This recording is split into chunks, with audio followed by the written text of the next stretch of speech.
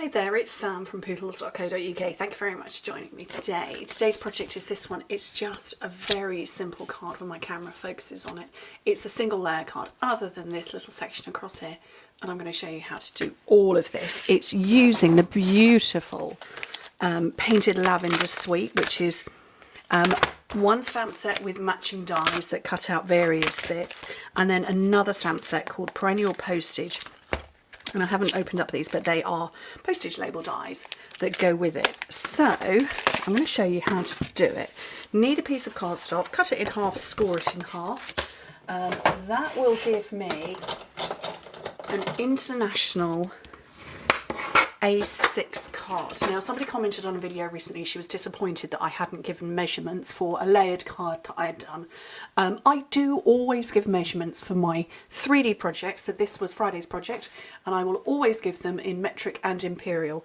The problem with doing cards and giving measurements on those is that the entire world, bar 3 countries, one of which is the United States, and I can't remember the other countries, we work in international A paper, which is this size, and it is not the same as 8.5 by 11. We work in metric for starters. So when I'm doing cards, I don't want to complicate it because I need to give metric, because we all work in metric in the world, apart from the United States and 2 other countries. I also, for many Brits, some work in metric, some will work in imperial, but the size of the card base is going to be different to the United States imperial. So that is why I don't give card measurements or measurements when I make cards. It's not because I'm being difficult or awkward. I'm actually trying to make it simple, but for myself as much as anything, because I don't want to write down 3 sets of measurements, potentially get one wrong, or confuse you if you're working in imperial and you pick up the international A imperial, and it's going to be different for yours. So that's why. It's not because I'm being difficult or awkward, it's just because I don't want to complicate things. Now, you make your card base whatever size you want. You can make a square one, you can make a giant one, you can make one twice the size of this, you can make it half the size of this. Whatever this base is, your layer that's going to go on top is, if you're metric, 1/2 centimetre shorter and narrower, or if you work in imperial, 1/4 inch shorter and narrower, or 1/8 inch shorter and narrower. It's entirely up to you.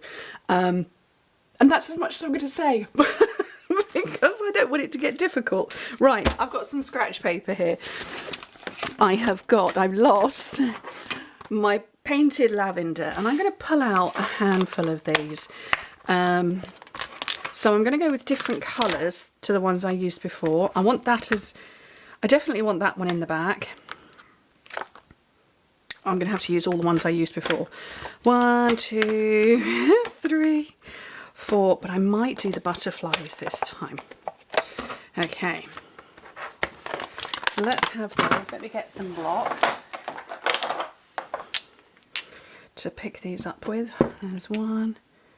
That's not quite big enough. 2. Oh, that's the same size. I need to get all my blocks cleaned up. They're looking a bit grubby right now.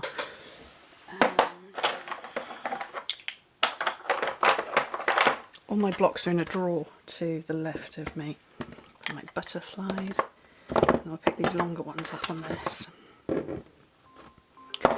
Oh, and my phone's ringing. It's not, it's an alarm reminder. Okay, so very simple. Choose your colours in the beginning. Now, these ones I picked out: Highland Heather, Gorgeous Grape and Lost Lagoon. Although I haven't used the paper, those are the colours from the paper.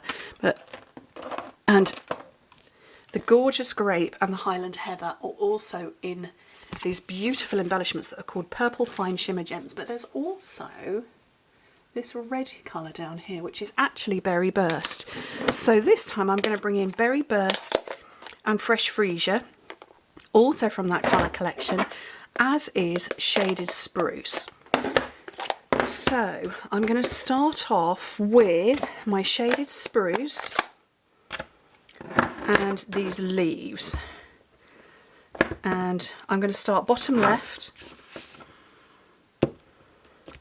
And actually I'm going to put a second set in that I didn't last time. So I'm going off the bottom of the paper, hence the scratch pad there. and then another one in the top corner. Arguably, I think I need to re-ink my shaded spruce. Okay, and then I'm going to come in with my paler colour, which is the Fresh Freesia, and again I'm going to go off the bottom just a little bit there and there, and because it's quite pale it's going to get sort of lost, but I don't mean lost, it's just going to get, you know, hidden away a bit. Okay, and then the Berry Burst, which is the darkest colour, I'm going to start off with some at the bottom there. I'm not going to put any up at the top. And oh, stuck to my name detail, just in case you need to know where you can shop with me from. There. I'm going to have these longer ones just sort of sprouting off a bit. Is that the right word? I don't know. We're making it the right word.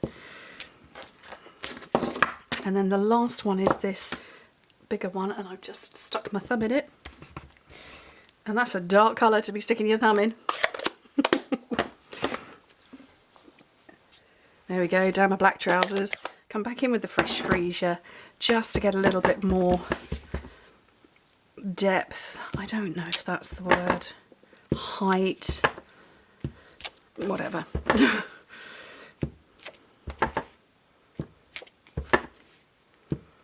Okay.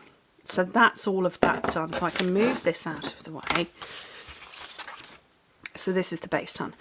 I'm not sure where I'm going to put my butterflies yet, but I have got a long thin piece of cardstock and my words, and so I've got thank you for your friendship, I've got here for you always, you mean the world to me.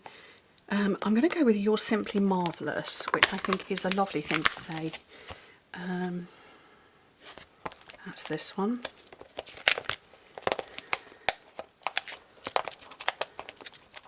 And get hold of that to get rid of it.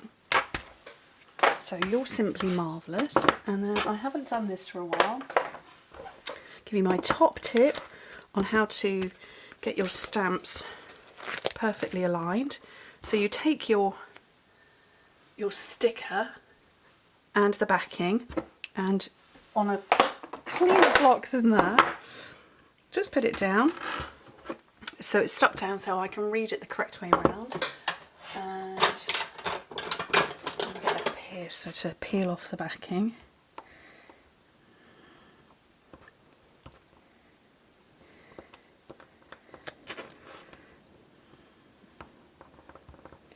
Oh, doesn't want to play.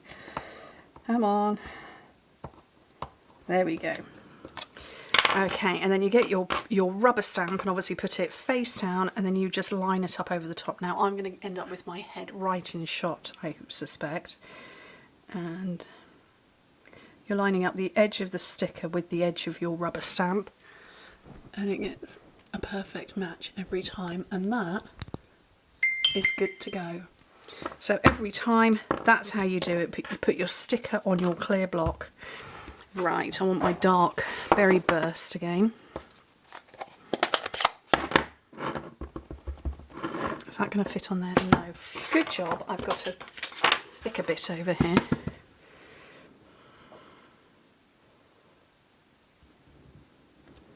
Oh, I love it. Okay, pair of scissors, and I'm going to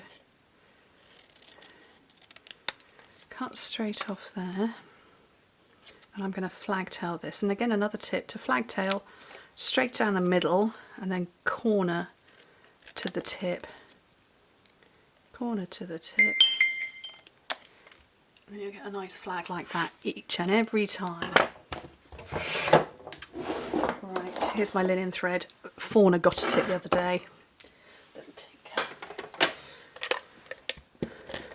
So I'm going to put a whole load of adhesive on there. Look at it, she mangled it. You can even see where she's bitten it. Holes. And just drape this so that it goes in wibbly directions. And it doesn't want to play. Okay.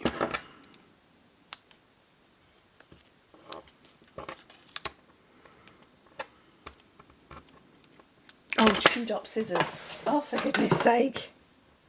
There we go. Right, so that's on there. I'm just going to bend a few of those so I've got a bit of variety. Okay, and then some dimensionals onto the back.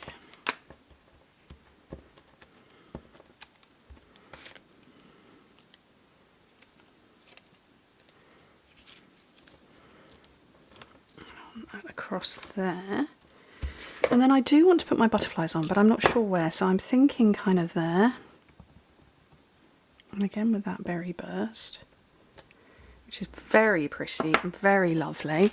I'm going to put this onto my card base before putting my embellishments on, which is, I have to put the embellishments on that determines the colour combination, aren't I, really? So drop that on there. And here they are. And although they look like they're different colours, they aren't. They are actually all the same. I think it's just the way it's tipping in the light. And that is how to make a very pretty card. And they're the same but different. You can see I've gone more across the whole corner with this one, whereas this one I didn't actually go fully into the corner there. I've added butterflies to this one. It's a bigger sentiment. The same but different, still both gorgeous. Anyway, thank you ever so much for joining me.